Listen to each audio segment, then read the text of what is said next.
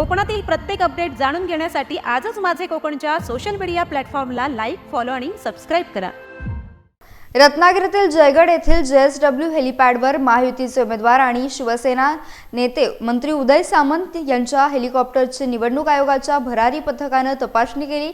महायुतीचे रत्नागिरी संगमेश्वर विधानसभा मतदारसंघातील उमेदवार उदय सामंत यांच्या हेलिकॉप्टरच्या तपासणी दरम्यान विद्यमान मंत्री असलेल्या उदय सामंत यांनी निवडणूक आयोगाच्या सर्व नियमांचे पालन करण्याची तयारी दर्शवली।